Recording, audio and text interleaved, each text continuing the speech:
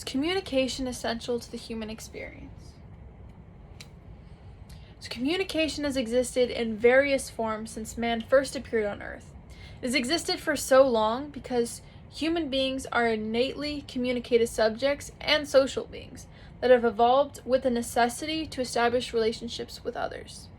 So according to the Pragmatics Encyclopedia, communication is a social process that requires the participation of two or more others. It involves the human ability to use abstract concepts in order to affect the actions and thinking of other individuals. Communication is as essential to human beings as water is to living things. Though several forms exist, there are two that dominate both the personal and professional spheres of our lives. Verbal and nonverbal communication are two of the most important forms of communication because of their ability to affect our personal and professional relationships simply by how effective we are when communicating. Some of the most important aspects of our lives are our personal and professional relationships because we are social beings. So if we learn how to communicate in a way that is effective, our relationships are more likely to be successful. My name is Saskia Steenstra, and today I will be talking about what verbal and nonverbal communication are, how they are different, how they relate to each other, and their importance in both the personal and professional spheres of our lives. First things first, what is nonverbal communication? Nonverbal communication is any form of communication between two people that does not rely on words. It is created through the use of gestures and mannerisms. According to the textbook, there are 4 purposes for nonverbal communication: expressing emotion, conveying interpersonal attitudes, presenting one's personality, and accompanying verbal communication. The principal form is body language. This is a type of nonverbal communication where physical behaviors are used to express or convey information. It can be deliberate, such as when someone asks you a question and you don't know the answer, you shrug. Winking, making eye contact, can be involuntary, such as blushing when you are nervous, quivering, or weeping. These nonverbal cues essentially have the ability to give us up. Nonverbal communication can be used to reinforce verbal communication or contradict it. It can even replace language altogether. An example of this is ASL, or American Sign Language, which is an autonomous linguistic system completely independent of English. In the Gale Encyclopedia of Nursing and Allied Health, it states that ASL is a visual, spatial, gestural language that is very expressive and dependent on visual cues of the hands, the body, and the face.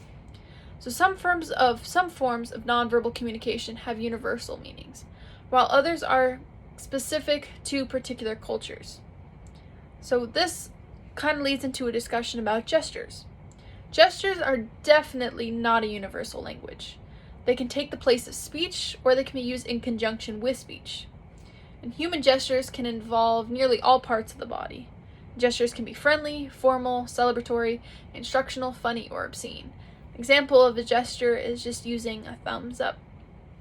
There are multiple codes or facets of nonverbal communication, which include but are not limited to physical appearance and facial behavior. So physical appearance describes the way our bodies and overall appearance nonverbally communicates to others and impacts our view of ourselves in everyday life. When we see someone in person, we automatically start to think or assume information about them solely based on their physical appearance. Before communication is even coming into play, human instinct is telling us the visual information is all we need in that moment. There's so much we reveal about ourselves through our physical appearance, and it has the ability to influence the perceptions other people have of us. So talking about facial behavior, we can think facial expressions, which are vital to social communication between humans. Our face has the ability to reveal so much of our emotions and so much what we're thinking, sometimes even more than our words are able to do so. So now we talk about verbal communication and what it is. So the answer is more obvious and slightly easier to explain because it's just what it sounds like. It's created through the use of sounds and words to express us, and it utilizes communication rules. Verbal communication is what we say to another person when in conversation. We use verbal communication to define everything, from ideas to emotions to experiences to thoughts, etc. So thinking about what we say, there are 3 types of rules that govern our control or use of our words. There are syntactic rules, which basically control the order of words in a sentence. There are semantic rules, which control the meaning of words and how to interpret them. And finally, there are contextual rules, which control meaning and word choice according to context and social custom.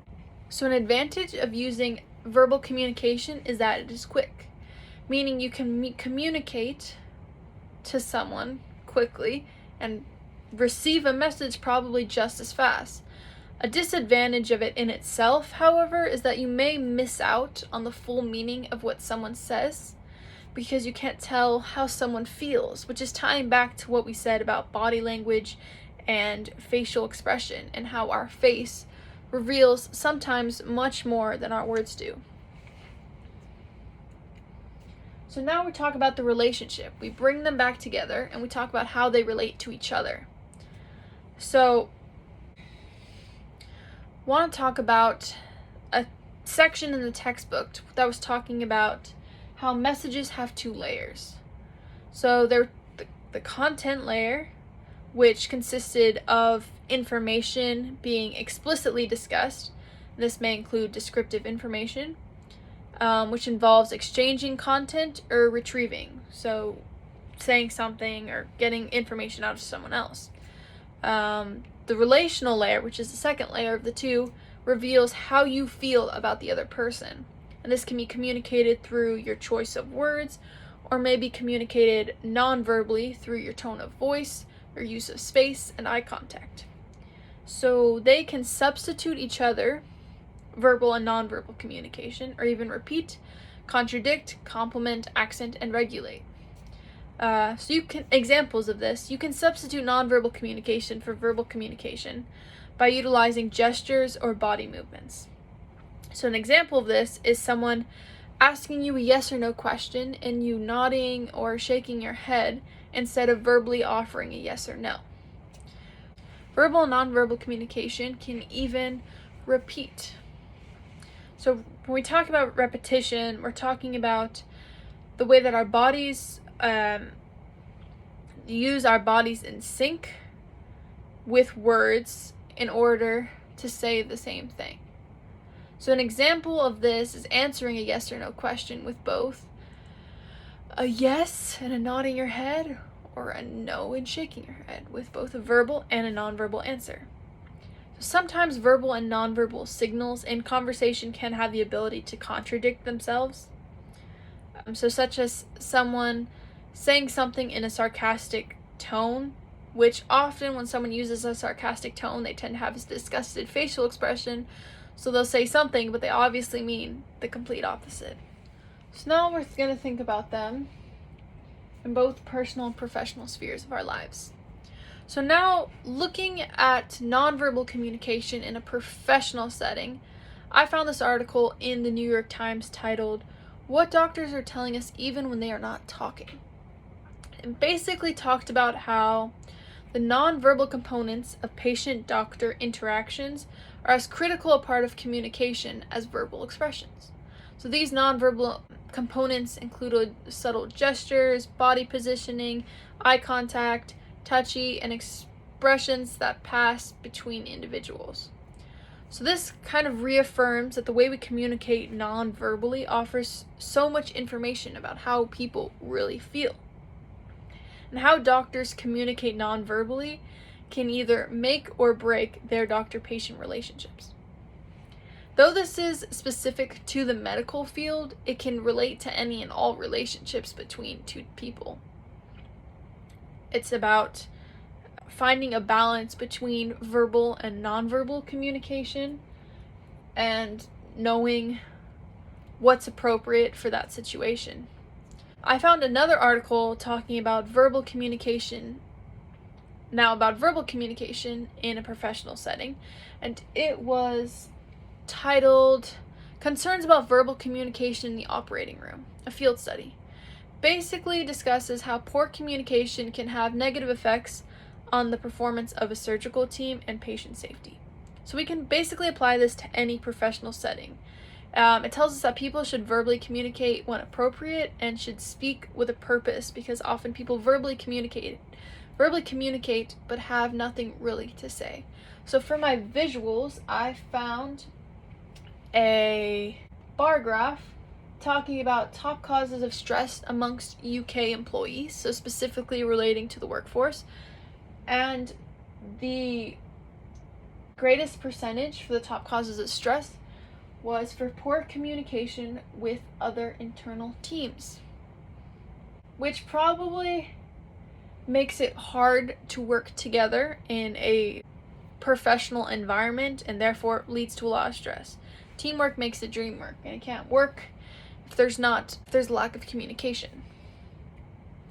Another visual I found were some stats from Harvard Business Review, and it was talking about the cost of poor communication to businesses.